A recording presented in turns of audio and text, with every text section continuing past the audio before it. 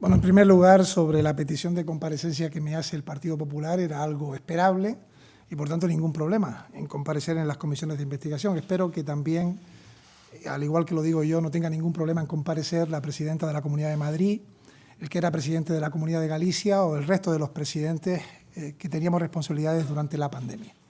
En segundo lugar, con respecto a la información publicada en el periódico El Mundo en el día de hoy, vuelvo a repetir lo que llevo diciendo desde el primer día, ¿no? A mí no me llamó ni el ministro ni nadie de su equipo del Ministerio de Transportes para contratar con esta empresa.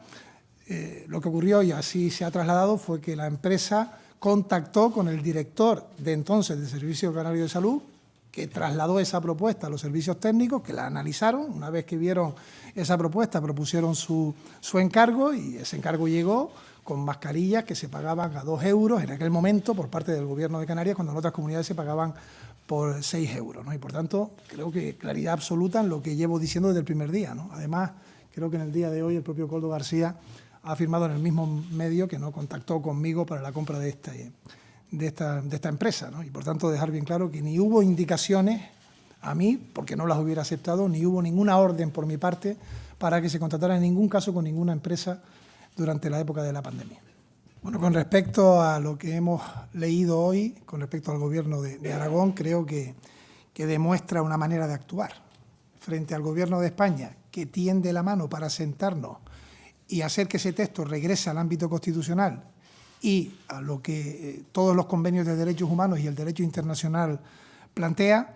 El Gobierno de Aragón lo que dice es que no se sienta a negociar, algo que es anormal. Normalmente se sientan las comunidades con el Gobierno de España y a la inversa cuando se aprueban iniciativas legislativas que pueden entrar en conflicto o hay discrepancias. Para eso es justamente la comisión bilateral que establece el Tribunal Constitucional y las propias leyes, ¿no?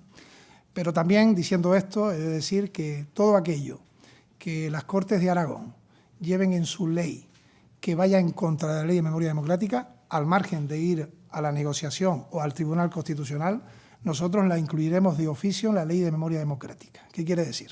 El mapa de fosas, si quedan eliminados en esa comunidad, nosotros de oficio la incluiremos en la Ley de Memoria Democrática y también los lugares de memoria de esa comunidad, donde haya una normativa autonómica que es restrictiva con respecto a lo que son derechos internacionales y derechos humanos, el Gobierno de España lo incluirá en la Ley de Memoria Democrática. Reproduzco lo que dije en el Congreso de los Diputados en mi comparecencia como ministro de Política Territorial. Con los gobiernos de Pedro Sánchez se ha reducido la litigiosidad entre el Gobierno de España y las comunidades autónomas como nunca antes.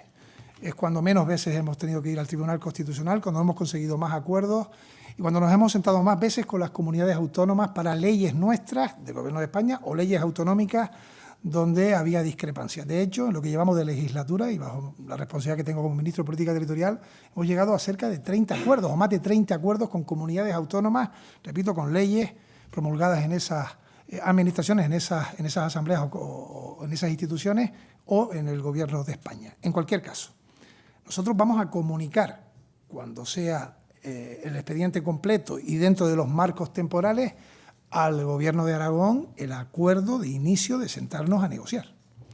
Y ahí es donde tendrá que responder oficialmente si el Gobierno de Aragón se sienta o no. Lo normal es que lo hagan, lo normal porque es lo que ocurre con distintas leyes con las comunidades autónomas. Por tanto, yo tiendo la mano y, a pesar de lo que hemos leído hoy, apelo a esa responsabilidad de sentarse en una mesa para intentar llegar a un acuerdo en los próximos meses.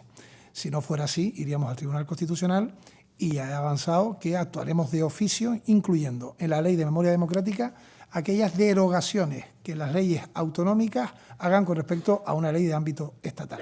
Y, por tanto, la recuperación de las víctimas de la dictadura y de la guerra civil que están en fosas es un principio inquebrantable. Inquebrantable. Es una reparación justa. Durante los años de la dictadura, 40 años, no se pudo reparar y restituir la verdad a una gran parte de la población que perteneció al bando de los vencidos que defendían el orden democrático. Y no ocurrió lo propio con otras personas que sí que fueron exhumadas, entregados los restos a sus familiares y, repito, recompensadas económicamente. Y eso es injusto, porque eso se pudo haber hecho, se pudo hacer y se hizo durante los años de la dictadura. Lo que no cabe es hacerlo durante los años de la libertad y de la democracia. Y, por tanto, desde aquí también lanzo un mensaje a los presidentes autonómicos que están en esas administraciones a través de un sufragio de los vecinos y vecinas de esas comunidades autónomas y también de las decisiones de los arcos parlamentarios, para que entendamos que la reparación de las víctimas que están en la fosa, que perdieron la vida, fueron ejecutadas por defender un orden democrático, tiene que ser un principio y un pilar fundamental, que no haya discusión. Y, por tanto, si no lo hace una comunidad autónoma, lo hará el Gobierno central.